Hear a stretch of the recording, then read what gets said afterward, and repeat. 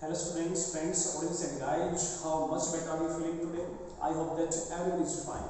मैं प्रवेश कुमार आप सभी स्टूडेंट्स का आप सभी अपने चैनल इंग्लिश विद प्रोफेसर में हार्टली वेलकम करता हूं और आशा करता हूं मेरे एफर्ट्स मेरे कंटेंट्स आपकी लाइफ में नॉलेज इंप्रूवमेंट में काफी यूजफुल और बेनिफिशियल प्रूव होंगे। सो गाइस आज डिस्कस होने वाला है एक्सप्रेसिव वर्ड्स पर। हालांकि मैं एक्सप्रेसिव वर्ड्स पर ऑलरेडी 4 वीडियोस बना चुका हूं, ये 5th वीडियो लेक्चर रहेगा इस टॉपिक के ऊपर। यदि आप चाहते हो गाइस कि टॉपिक ये वीडियो लेक्चर आपको बहुत बढ़िया तरीके से समझ आए, आपकी स्ट्रॉन्ग ग्रिप इस पर बने, आपके लिए टॉपिक ये चैप्टर पूरी तरह से क्रिस्टल क्लियर हो जाए, तो प्लीज इसको starting to ending intensive watch में कॉन्स्टेंट वॉच कीजिएगा। एट लास्ट आपको लगता है कि प्रॉपर्ली समझ आ गया है तो प्लीज इसको लाइक जरूर कीजिएगा, ज्यादा से ज्यादा इसको शेयर कीजिएगा और सब्सक्राइब करना बिल्कुल ना भूलिएगा फ्रेंड्स। सब्सक्राइब के साथ जो बेल आइकन उसको प्रेस कर दीजिएगा ताकि हर रोज आने वाली नोटिफिकेशन बिल्कुल सही टाइम पर मिल जाए। और जो मेरे चैनल पर न्यू है प्लीज सब्सक्राइब करना बिल्कुल ना भूलिएगा। तो अब टॉपिक पर डिस्कस करते हैं। बहुत ही इंटरेस्टिंग, बहुत ही इंपॉर्टेंट टॉपिक है। आपकी इंटेंशन इस टॉपिक को आपको आसानी से समझने में हेल्प करेगी। ओके, देखिएगा टॉपिक जैसे कि मैंने आपके साथ डिस्कस किया है अभी, एक्सप्रेसिव वर्ड्स।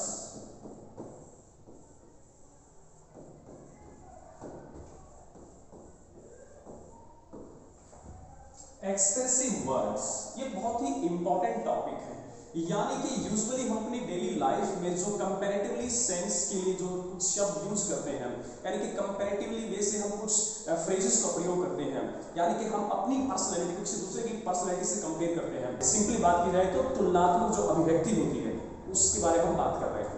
ओके, बाकी मैंने जो 4 वीडियोस दिया है आप उनको वॉच कीजिएगा, वहां से आपको एडिशनल और जो डेप्थ की जो नॉलेज है इस टॉपिक के बारे में आपको मिल जाएगी। राइट, तो एक्सप्रेसिव वर्ड्स, राइट, देखिएगा हम डायरेक्टली यूज कर रहे हैं वो फ्रेजेस, वो सेंटेंसेस जिनके माध्यम से हम कंपैरिजन करने वाले हैं अपने फ्रेंड सर्कल के साथ, अपनी पर्सनैलिटी का किसी दूसरे की पर्सनैलिटी का किसी दूसरे के साथ, किसी दूसरे की किसी क्वालिटी का किसी तीसरे के साथ हम कंपैरिजन करने वाले हैं यहाँ पर। ओके, तो बहुत ही एक फनी वे से आप इनको सीख सकते हो डेफिनेटली, और काफी इंटरेस्टिंग ये है और आप अपनी डेली लाइफ में इनको सिचुएशन के हिसाब से यूज कर सकते हो और इससे आपका काफी नॉलेज इंप्रूव होगा, इंग्लिश को लेकर काफी इंटरेस्ट बढ़ेगा। राइट, तो देखिएगा as happy, as a crow, first phrase, first comparative sentence as happy. Happy आप सभी जानते हो आई थिंक कि एडजेक्टिवली काम करता है खुश होना, cheerful, merry, joy, happy, ये सभी चीजें क्या है एडजेक्टिवली वर्क होता है और ये खुशी को जाहिर करती है। तो इतना खुश, यानी कि ये जो यहाँ एडजेक्टिव हम यूज कर रहे हैं ये आप किसी भी पर्सनैलिटी के अंदर उस क्वालिटी को ऑब्जर्व करके, उस फीलिंग को ऑब्जर्व करके आप उसको कंपेयर कर सकते हो, फिर यहाँ जो हम लिख रहे हैं उससे। ओके, ये नाउन ग्रुप में काम करेगा। क्लास ऑफ ग्रामर की तरफ बात करें, देखिए क्लास ऑफ ग्रामर में सिर्फ 8 ही तो वर्ड्स होते हैं और वो 8 वर्ड्स ही हमको कंफ्यूज रखते हैं, यानी कि parts of speech, noun, pronoun, adjective, adverb, verb, तो सीरीज में ये 8 आ जाते हैं। ओके, तो एडजेक्टिव उस व्यक्ति में क्या क्वालिटी है, क्या फीलिंग आ रही है आपको कि उसका चेहरे पर हंसी है, काफी खुश दिख रहा है आपको, तो आप कह सकते हो you are as happy as a crow, आप इतने खुश हो जितना कि क्रो होता है, कौवा होता है। राइट, तो हैप्पीनेस जो होता है, हैप्पीनेस, तो उसका कंपैरिजन आप करो से देखिएगा। अगर मैं इसके सिनोनिम्स की बात करता हूं, इसके जो पर्यायवाची की बात करता हूं, तो पर्यायवाची का जो मीनिंग होता है वो तो सेम ही रहता है, लेकिन वर्ड डिफरेंट हो जाता है, लेकिन कॉन्टेक्स्ट भी डिफरेंट हो जाता है। यदि मैं यहां यूज करता हूं चीयरफुल, एज, चीयरफुल एज, देखिए चीयरफुल का मतलब कि खुश होना होता है, you are as cheerful as a lark. अब लार्क जो होता है ये पक्षी है जिसको भरत पक्षी बोलते हैं, ला पक्षी बोलते हैं। तो ये जब गाता है, इसको गाने वाला पक्षी कहा जाता है, ये जब बोलता है अपनी वॉइस को, अपनी साउंड को रिलीज करता है, तो इसकी जो आवाज इतनी स्वीट होती है, एक विजुअल की तरह होती है, तो इसको सुनने वाले कहते हैं बहुत खुश है। तो इंसान की खुशी, इंसान की जो खुशी का जो भाव है, जो फीलिंग है, उसको हम कंपेयर करते हैं लार्क से। तो देखिएगा हैप्पी भी खुश होना और चीयरफुल भी खुश होना होता है, लेकिन दोनों शब्द एक दूसरे के सिनोनिम तो है, लेकिन डिफरेंट स्पेलिंग है और डिफरेंट कॉन्टेक्स्ट में यूज कर रहे हैं। इसका कंपैरिजन हम लार्क से कर रहे हैं और हैप्पी जो एडजेक्टिव कंपैरिजन क्रो से कर रहे हैं। हालांकि मीनिंग एक ही है, इतना खुश जितना कि क्रो होता है, इतना खुश जितना कि लार्क होता है। लेकिन जब आप हैप्पी यूज कर रहे हो तो you have to use their crow, और यदि आप चीयरफुल यूज कर रहे हो in this case you have to use lark. Okay, लॉक्सी। वेरी इंटरेस्टिंग टॉपिक गाइस, आप समझ जाएंगे इसको, बहुत ही इंपॉर्टेंट आपकी नॉलेज के लिए, और आप डेफिनेटली इन चीजों को प्रैक्टिकली आप अपने प्रयोग में लेकर आओगे। ओके, आगे देखिएगा, काफी इंटरेस्टिंग है।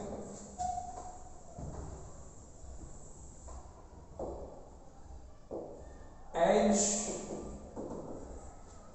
Hard, as stone.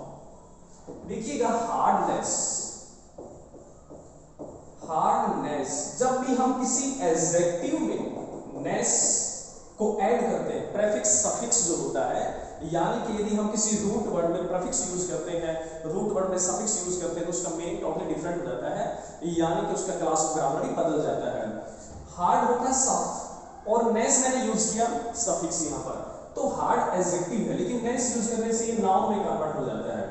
ये मैं आपको ग्रामेटिकल नॉलेज में साथ साथ दे रहा हूं कि किस प्रकार से किसी वर्ड का ऑरिजिन होता है, कैसे प्रोडक्टिविटी होती है, किस प्रकार से उसको क्रिएट किया जाता है, एक्चुअल में वर्ड जो एग्जिस्ट करते हैं वो बनते कैसे हैं, इस प्रकार से मैं आपको साथ साथ बता रहा हूं ताकि नॉलेज बहुत ज्यादा बढ़ सके। तो हार्ड, सख्त, नेस एक सफिक्स से मैंने यूज किया, तो ये एडजेक्टिव नाउन में कन्वर्ट हो गया, यानी कि सख्त कोई चीज, और नेस का मीनिंग जो होता है पन होता है, सख्त पन। जैसे मैंने कहा स्वीट, हालांकि ये हो सकता है कि हम सख्त पन या कोई ऐसी चीज नहीं बोलते हैं, एक्चुअल में सख्त ही बोलते हैं। तो जब कोई वर्ड ऐसा है जिसको हम यूजुअली नहीं प्रयोग करते हैं और उसको हम बोल रहे हैं, तो वो कुछ डिफरेंट लगता है। ओके, तो जैसे स्वीट है, अभी स्वीट एडजेक्टिव के रूप में काम कर रहा है, यदि आप स्वीट में नेस को यूज कर रहे हो, सफिक्स को यूज कर रहे हो, तो स्वीट क्या अभी स्वीटनेस बन जाएगा, फिर ये स्वीटनेस। अब स्वीटनेस जो है गाइस, ये नाउन का काम कर रहा है। स्वीट मीठा होता है, स्वीटनेस मीठापन, तो पन की सेंस दे रहा है। ओके, मीठा स्वीट एडजेक्टिव हो गया, स्वीटनेस मीठापन नाउन हो गया। ओके, तो अभी पॉइंट पर आते हैं कि आपके लिए एडिशनल जो इंफॉर्मेशन मैंने आपको दिया है, ओके, अतिरिक्त जानकारी आपके लिए थी ग्रामेटिकल पोर्शन पर।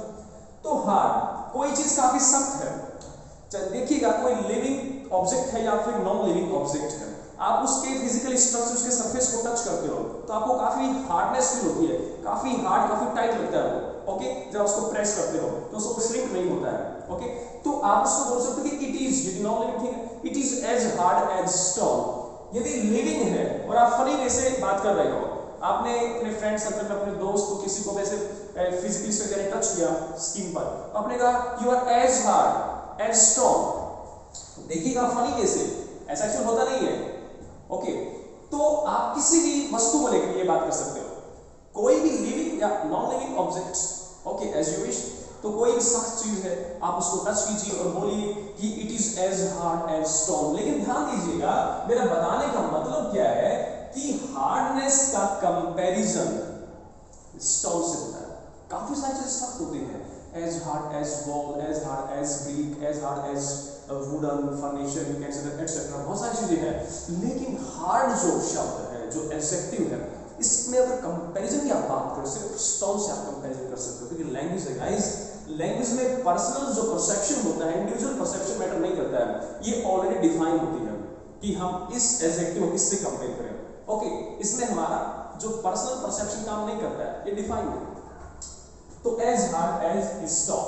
Okay, well done. आगे देखिएगा, बहुत ही इंटरेस्टिंग रहेगा आपके लिए, प्रोवाइडेड आप इंटेंसिवली वॉच करते रहिए, हर चीजें डे टू डे लाइफ में यूज होने वाली है। As horse,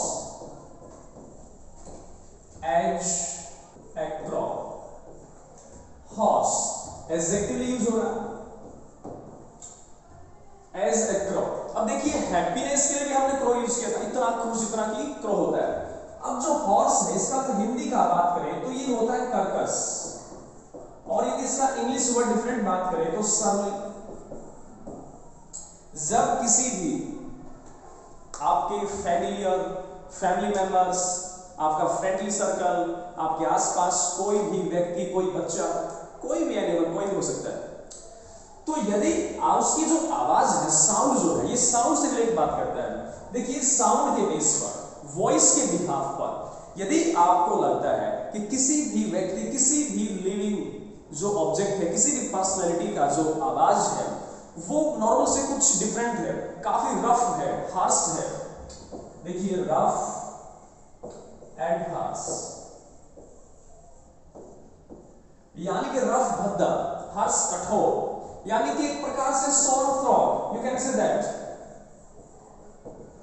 at the result of सोर थ्रॉट, गला खराब होने की वजह से, एट द रिजल्ट ऑफ सोर थ्रॉट, गला खराब होने के परिणाम स्वरूप जब किसी व्यक्ति बच्चे की आवाज रफ एंड हार्श हो जाती है, सख्त कठोर, you can say that loud, rough normal से थोड़ी हटकर हो जाती है, भद्दी आवाज हो जाती है, सरली कर्कश हो जाती है, तो उसको आप बोलते हो कि your voice is as horse as crow.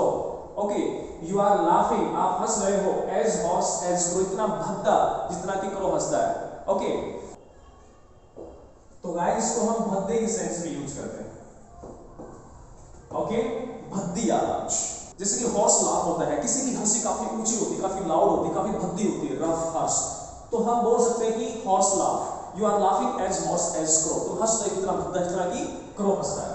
अब देखिए क्रो जो है अपना जो सोसाइटी में एक ऐसा परसेप्शन माना जाता है ह्यूमन बीइंग के साथ ये है कि वो एनिमल्स को, हालांकि एनिमल्स इस चीज को पर्सनली विजुअलाइज नहीं कर सकते हैं, ओके, कि उनमें विचार जो होते हैं, थिंकिंग का जो प्रोसेस होता है, अब वो हम नहीं बता सकते डेफिनेटली कि क्या थिंकिंग प्रोसेस होती है, किस लेवल तक वो सोच सकते हैं, कहां तक उनका क्राइटेरिया होता है एनालिसिस करने का, तो वो चीज अलग है। लेकिन इंसान जस्टिफाई करता है कि ये पक्षी बहुत सुंदर है, इसको नेशनल बर्ड बना दिया जाए। इंसान जस्टिफाई करता है कि ये बर्ड जो है काफी सरली है, यानी कि काफी यू कैन से दैट एक बैड कैटेगरी में डाल दिया, इसमें खराब है, अगर ये बोलेगा तो बहुत गलत हो जाएगा। तो ये इंसान का परसेप्शन अपना है। तो करो जो होता है इसकी आवाज को खुशी से भी कंपेयर करते हैं, और इसकी आवाज को हम हॉर्स, एक भद्दी यानी कि एक सरली जो वॉइस होती है उससे भी कंपेयर करते हैं, राइट। लेकिन कुको बर्ड यदि कोयल बोलती है तो उसकी जो स्वीट साउंड होती है तो हम जस्टिफाई करते हैं, जज करते हैं इस चीज को कि वो बहुत मीठा बोल रही है, जबकि ये बोलता है तो उसकी आवाज को हम कर्कश कहते हैं। तो किसी इंसान की आवाज यदि ऐसी भारी है, ऐसी हार्श है, रफ है, तो उसको हम कोयल की आवाज से कंपेयर करते हैं, राइट। लाइफ में आगे बढ़ना बहुत जरूरी है, क्योंकि सक्सेस डिफरेंट टाइप का होता है। सक्सेस का मैच्योरिटी से कोई लिंक नहीं होता है। ये जरूरी नहीं है कि मैच्योर पर्सन सक्सेसफुल होते हैं, जिनमें मैच्योरिटी नहीं होता है वो भी सफल हो जाते हैं। सफलता एक बहुत डिफरेंट बात है। ओके, आगे बढ़ते हैं। एज हैवी, एज लेंथ, देखिए इसको आप लीड भी बोल सकते हो। प्रोनाउंसिएशन की अगर बात की जाए, लीड भी होता है और लेड भी होता है। अब लीड जो है ये नाउन रूप में काम करता है, जिसका हिंदी होता है नेतृत्व, और ये वर्ब के रूप में भी काम करता है, जिसका हिंदी होता है नेतृत्व करना। देखिए जो प्रोसेस होती है ना, प्रोसेस नेतृत्व करना, लीडरशिप की क्वालिटी है, तो वो नेतृत्व करना एक प्रोसेस है। तो लीड एज ए नाउन काम कर रहा है, और लीड एज ए नाउन काम करेगा तो खाली नेतृत्व की बात रहेगी। लेकिन ये lead as a noun, lead यानी कि सीसा। अब हैवी की अगर बात करें, हैवी एडजेक्टिव है, तो हैवी का मीनिंग वैसे सीरियस भी होता है। ओके, सीरियस, कोई चीज गंभीर, ग्रेव जिसको आप बोल सकते हो, बहुत सारे मीनिंग बन जाते हैं। और जल्दी से न पचने वाले किसी भी हम चीज को बोल सकते हैं, जिसकी जो डाइजेशन प्रोसेस होती है काफी स्लो होती है। ओके, उस चीज को बोल सकते हो आप, यानी कि डल। तो हैवी का मीनिंग तो सीरियस भी होता है, ग्रेव, और हैवी का मीनिंग जो है एक प्रकार से मंद, डल भी होता है।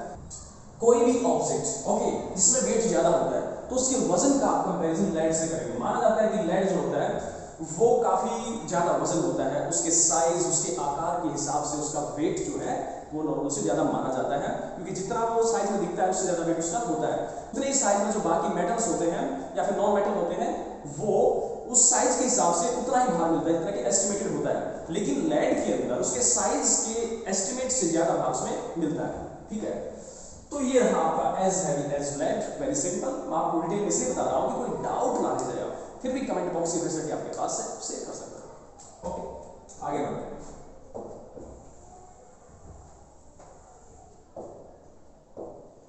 As hot, as fire.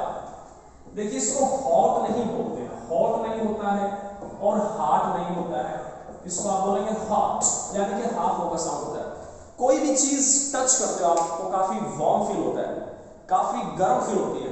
तो you can say that this object is as hot as fire, ये चीज इतनी गर्म जितनी की आग होती है, यानी कि गर्माहट का, हीटिंग का कंपैरिजन आप फायर से करने वाले। एग्जैक्टली वेरी सिंपल है, वैसे भी हो जाएगा। आगे देखिएगा, as hungry as hunter, as hungry as hunter. देखिए हंग्री एडजेक्टिव है, इसका मतलब भूखा। ओके, हंग्री मैन, भूखा व्यक्ति। लेकिन यदि मैं इसको ऐसे लिख रहा हूं हंगर, अब हंगर नाउन के रूप में काम कर रहा है, इसका हिंदी है भूख। और यदि इसको मैं एज ए वर्ब कंसीडर करता हूं गाइस, तो इसका हिंदी हो जाएगा भूखा होना। राइट, भूखा होना एक प्रोसेस है। अब हंगर मैन क्यों नहीं लिखते हम, क्योंकि मैन भी नाउन हुआ और हंगर भी नाउन हुआ। दो नाउन इंग्लिश लैंग्वेज में एक साथ विदाउट प्रीपोजिशन यूज नहीं हो सकते हैं। ओके, एक के बाद दूसरा, वन आफ्टर अनदर नहीं यूज कर सकते हम ऐसे एकदम से। तो इसलिए ये एज ए वर्ब हम कंसीडर करते हैं इसको भूखा होना।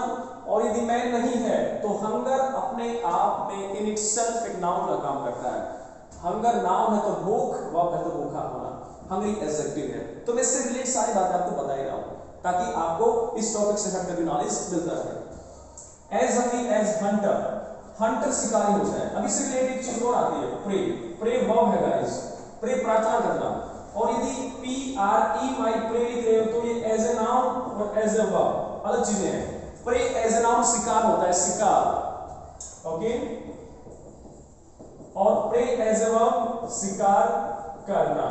Right, prey as a noun शिकार और एज ए वर्ब शिकार करना।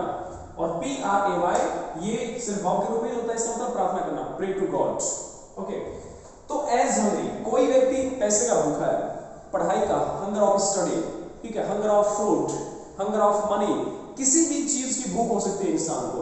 उसकी भूख को आप कंपेयर करोगे शिकारी की टेम्पटेशन से, यानी कि जो शिकारी काफी लालायित होता है शिकार के लिए, उसी प्रकार से कोई भी इंसान उस वस्तु के प्रति काफी अट्रैक्ट होता है जिस चीज को भूख होती है। तो अगर किसी को खाने की बहुत ज्यादा मैनियाक है, यदि किसी को खाने का बहुत ज्यादा मैनिया है, यानी कि वो ग्लटन शब्द यूज करते हैं, ग्लटन जो कि बहुत ज्यादा खाता है, कनीशर भी बोल सकते हैं, पाक कला का पाकी। कनीशर वो होता है जो बनाता भी है और खाता भी है। ग्लटन वो होता है GLUTTON, ग्लटन वो होता है जो खाता रहता है, बहुत ज्यादा खाता है। तो यदि किसी को खाने का शौक है, ज्यादा भूखा है, आप बोलो you are as hungry as hunter, आप इतने भूखे उस तरह की शिकारी होता है। ऑलराइट, आगे देखिए गाइस,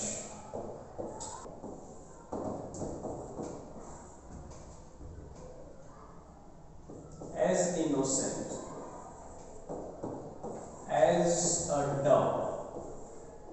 काफी सारे वर्ड है, मैं एक साथ ही देता हूं कुछ एक बार ताकि आपको और अच्छे से ये सब चीजें ग्रेजुअली क्लियर हो जाए।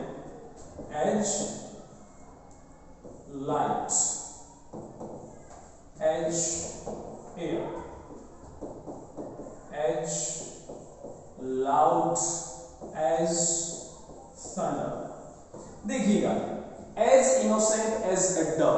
अब देखिए गाइस, जो इनोसेंट का एक भाव होता है, इनोसेंस बच्चे के फेस पर आसानी से देखी जा सकती है, क्योंकि बच्चे जो होते हैं वो रियल होते हैं, एक्चुअल होते हैं, उनके फेस पर कोई फेक चीजें नहीं होती हैं। यानी कि बच्चे जो होते हैं वो एक्चुअल हैप्पीनेस को फील कर सकते हैं, वो रियलिटी को महसूस करते हैं। लेकिन बड़े होने के बाद जो इनोसेंस का एक भाव होता है, जो सेंस होता है, वो ग्रेजुअली रिड्यूस होता चला जाता है, बिल्कुल डिलीट हो जाता है एक स्टेप पर आकर, पूरी तरह से हम उसको खो देते हैं। ऑलराइट, क्योंकि जो एडल्ट पर्सन होते हैं उनकी लाइफ में बैलेंस बहुत ज्यादा बढ़ जाते हैं, रिस्पॉन्सिबिलिटी के कैरियर होते हैं, सक्सेस को लेकर काफी ज्यादा स्ट्रेस फील करते हैं, कुछ लोग डिप्रेशन में आ जाते हैं। तो बहुत सारी चीजें ऐसी होती हैं हमारे आसपास, हमारे एटमॉस्फेयर में, कि उन चीजों को पाने के लिए जो लोग डिजायर्स होते हैं बहुत ज्यादा, वो डिजायर की वजह से, देखिए डिजायर जो होता है वो अच्छा होता है, लेकिन डिजायर ओवर हो जाए तो फिर सेटिस्फैक्शन खत्म हो जाता है। ऑलराइट, और सेटिस्फैक्शन खत्म होने से फेस पर जो इनोसेंस का भाव होता है वो चला जाता है। और इनोसेंस का भाव इसीलिए जो एडल्ट पर्सन होते हैं रेयर भी मिलता है देखने को, और ये भाव बच्चे के चेहरे पे आराम से आप देख सकते हो, ऑब्जर्व कर सकते हो। इसलिए बच्चे जो हैं वो काफी पायस होते हैं। ओके, तो as innocent as a dove, और यदि आपको किसी मैच्योर व्यक्ति के चेहरे पर वो इनोसेंस का भाव दिखता है तो आप कहोगे कि you are as innocent as a dove. देखिए डव एक पक्षी है गाइस, एक पक्षी, फाख्ता, जिसको आप फाख्ता बोल सकते हो, राइट। तो फाख्ता यानी कि पक्षी है जो कि बहुत ही कॉमन है, ऐसा नहीं है कि बहुत ही ज्यादा रेयर है पक्षी, ऐसा नहीं है। तो डव जो है इस पक्षी से हम कंपेयर करते हैं कि you are as innocent as dove, आप इतने मासूम हो जितना कि फाख्ता होता है। एज लाइट एज एयर, जैसे कि मैंने भी आपको पढ़ाया कि एज हैवी एज लेड, इतना भारी जितना कि शीशा होता है। उसी प्रकार से इसके अपोजिट यदि कोई लिविंग ऑब्जेक्ट, कोई नॉन लिविंग ऑब्जेक्ट का वेट बिल्कुल कम है, जितना कि वो साइज में दिख रहा है, आकार में दिखता है, उसके पैरेलल में वो वेट यदि कम है तो आप उसको यदि उठा रहे हो तो आप कहोगे कि it is as light as air, कि हवा बहुत हल्की होती है, हवा से हल्का कुछ नहीं माना जाता। ओके, तो as light as air you can say that. तो हल्केपन का कंपैरिजन किससे करने वाले हो? हवा से, और कोई भी चीज हल्की हो आप उसको डेफिनेटली इससे कंपेयर कर सकते हो। एज लाउड एज थंडर, देखिए लाउड जो ये सभी एडजेक्टिव, लाउड ऊंचे, एक ऊंचे भाव के सेंस में इसको यूज कर रहे हैं। देखिए जो लाउड है इसको हम ऊंचा, यानी कि loud speaking, loud shouting, loud screaming, यानी कि जब कोई ऊंचे स्वर में चिल्लाता है या ऊंचा बोलता है, ठीक है, हाई पिच लेकर जाता है बोलते समय, बात करते समय, सिंगिंग प्रोसेस के दौरान या फिर टॉकिंग प्रोसेस के दौरान, तो आप बोल सकते हैं you are laughing as loud as thunder. अब थंडर क्या होता है? गर्जन। यदि कोई नॉर्मली ऐसे बात करते समय बहुत लाउड हो जाता है तो आप कह सकते हो you are talking as loud as thunder, you are laughing as loud as thunder, you are weeping, you are crying as loud as thunder. आप इतना ऊंचा हंस रहे हो जितना कि गर्जन होती है बादल की, आप इतना ऊंचा बोल रहे हो जितना कि गर्जन होता है बादल का। Thundering clouds seldom bite seldom rain, ये एक इडियम है। ओके, तो आप ऊंचे को देखिए, लाउड एक स्वर के लिए यूज किया जाता है, ठीक है। तो ऊंचे स्वर की जब कोई बात होती है, लाउड वॉइस, लाउड साउंड, जैसे आपने कहा कि the sound of this TV is as loud as thunder, इस टीवी का साउंड इतना ऊंचा है जितना कि एक गर्जन होती है, राइट। इस प्रकार से आप यूज कर सकते हो। I hope that you are getting these words properly. Okay, well done.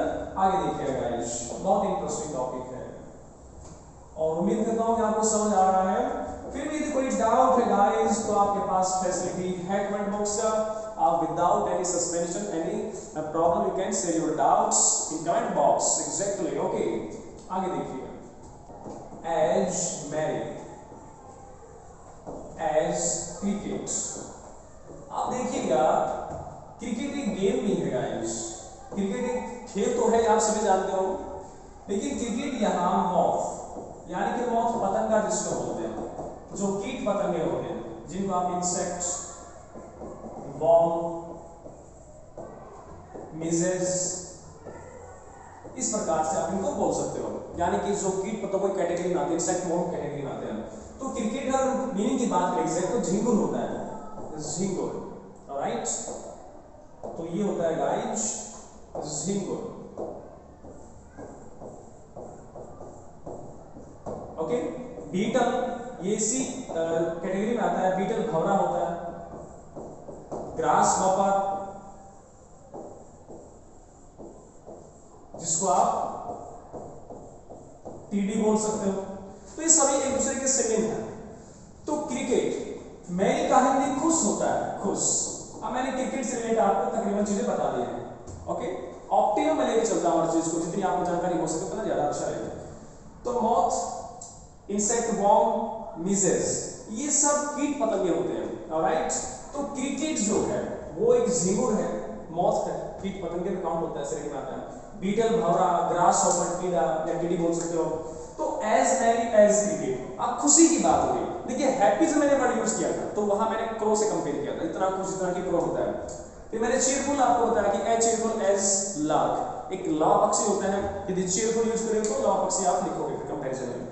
और देखिए एज मैरी, मैरी का मतलब खुश होता है। शब्दों का मीनिंग एक ही है लेकिन स्पेलिंग डिफरेंट है, प्रोनाउंसिएशन डिफरेंट है और कॉन्टेक्स्ट डिफरेंट में यूज कर रहे हैं, डिफरेंट संदर्भ में काम हो रहा है। तो as merry as cricket, as happy as crow और एज चीयरफुल एज लार्क, इस प्रकार को लिखोगे। यदि कोई खुश है तो आप you are as merry as cricket. Okay, good. आगे देखिएगा,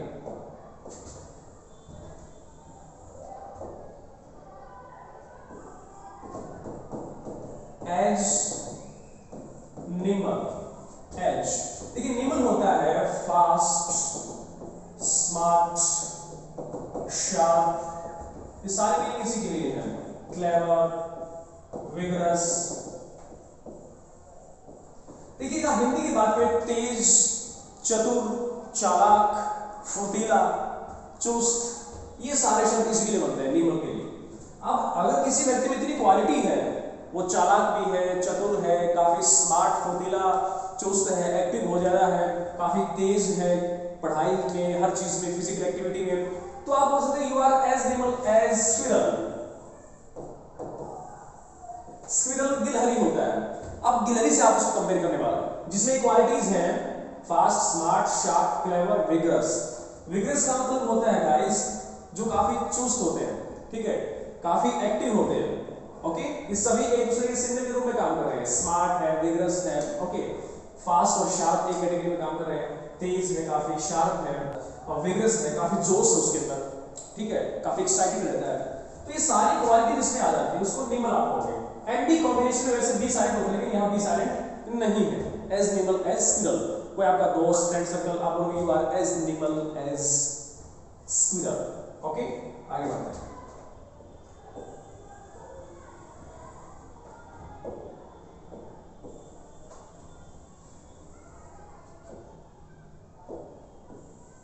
देखिए, as obstinate, as stubborn,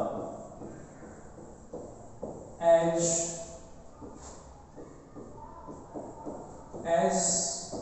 pale,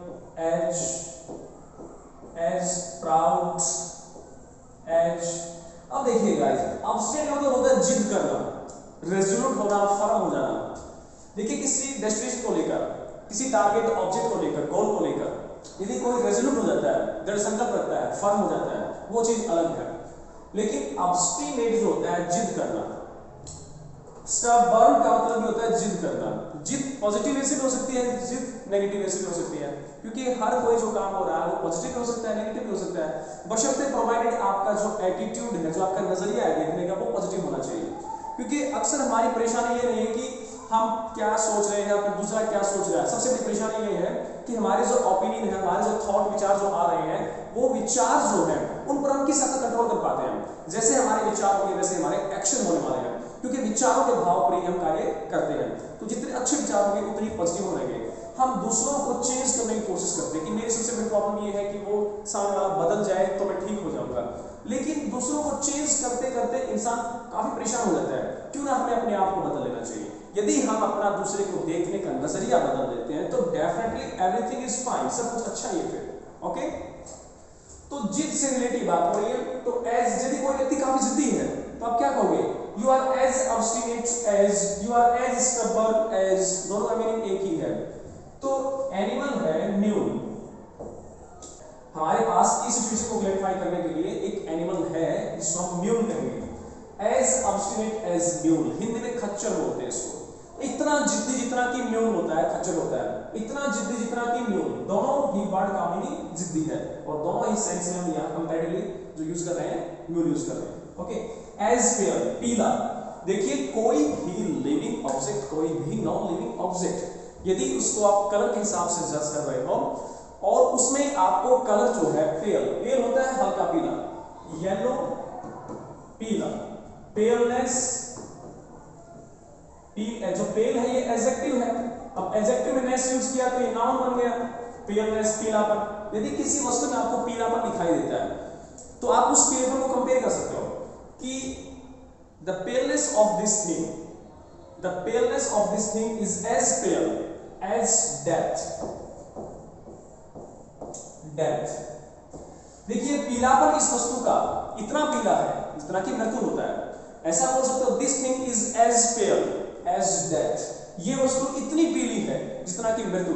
ये कहा जाता है कि इंसान के मरने के बाद पूरा जो बॉडी कलर होता है वो पेल हो जाता है। येलो तो नहीं कहेंगे, येलो तो एक प्रकार से प्रॉपर पीला होता है, लेकिन पेल जो लाइट येलो होता है तो ऐसा कलर हो जाता है। तो पीलेपन को हम कंपेयर करते हैं डेथ से, एग्जैक्ट फाइनली होता है, ऐसा बोला जाता है। एग्जैक्टली डिफाइन है इस भाषा में।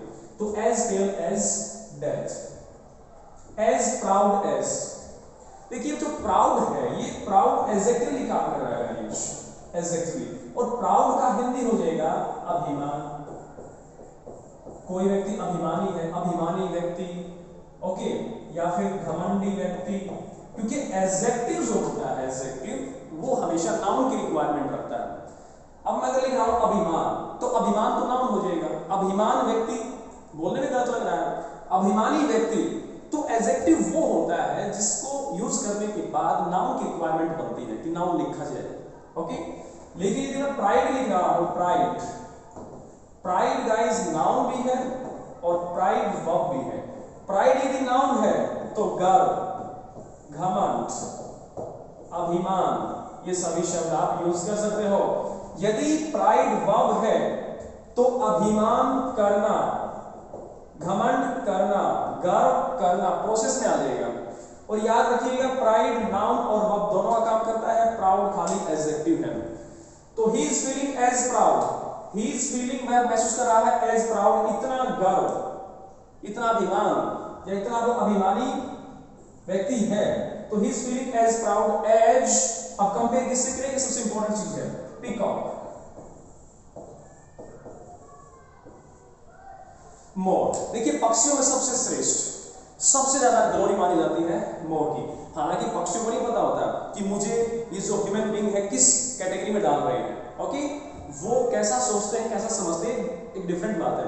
लेकिन इंसानों का जो परसेप्शन होता है, ह्यूमन बीइंग का जो एक परसेप्शन है, जो उनका आइडिया होता है, तो उनके हिसाब से अगर बात करें तो पीकॉक सबसे श्रेष्ठ पक्षी माना जाता है, नेशनल बर्ड माना जाता है। तो अब जाहिर है कि जो नेशनल बर्ड है उसमें जो एटीट्यूड आ ही जाता है, लेकिन हालांकि एटीट्यूड मोर में होता नहीं है, या होता है फर्क नहीं पड़ता है, क्योंकि पक्षियों को पता ही नहीं है कि इसमें क्या एटीट्यूड है। उनको ये भी नहीं पता है कि ये जो है इंफीरियर है और मैं सुपीरियर हूँ, ये भावना इंसानों में होती है सिर्फ, ओके। आई थिंक मुझे लगता है ऐसा कि ये अच्छे होने की, ग्रेट होने की, या फिर इंफीरियर होने की जो फीलिंग होती है, जो भावना होती है, सुपीरियर और इंफीरियर का डिफरेंस इंसान कर सकते हैं, एनिमल्स बर्ड्स नहीं करते हैं, राइट। लेकिन हम फिर भी कंपेयर करते हैं, जब कोई इंसान ज्यादा प्राउड फील करता है तो हम बोलेंगे पीकॉक की तरह प्राउड फील कर रहा है, he is feeling as proud as peacock. ये इतना गर्व, इतना घमंड महसूस कर रहा है जितना कि पीकॉक महसूस करता है। अभी आप सोचोगे सर आपने कहा था कि तो एडजेक्टिव है अभिमानी। देखिए एडजेक्टिव कब नाउन बन जाता है, ये कोई चीज एकदम से जस्टिफाई नहीं की जा सकती है। जैसे मैंने कहा पुअर, पुअर वैसे तो एडजेक्टिव है, पुअर मैन, गरीब व्यक्ति, लेकिन यदि मैन को हटा दो, सीधा वर्ब यूज करें तो ये नाउन बन जाता है। जैसे मैंने कहा कि the poor are hungry, the poor are hungry. अब आर से पहले पुअर एडजेक्टिव तो हो नहीं सकता, किसी भी वर्ब का सब्जेक्ट एडजेक्टिव नहीं हो सकता ना, तो द पुअर आर हंग्री ये नाउन बन गया। और मैंने कहा पुअर मैन इज हंग्री, अब ये एडजेक्टिव बन गया, ठीक है। नाउन से पहले आएगा तो एडजेक्टिव हो जाएगा, वर्ब से पहले आएगा तो नाउन हो जाएगा। उसी प्रकार से ये है, ये नाउन बन जाता है, ऐसी बात नहीं है, ओके। तो you are feeling as proud as peacock, तुम इतना घमंड महसूस कर रहे हो जितना कि मोर को होता है। तो इस प्रकार से किसी भी इंसान में यदि कोई प्राउड दिखता है आप इस प्रकार का आप बोल सकते हो। आगे देखिए गाइस, और इसी से रिलेटेड हम बात करें तो देखिएगा, छोटा सा पॉइंट शेयर कर देता हूं।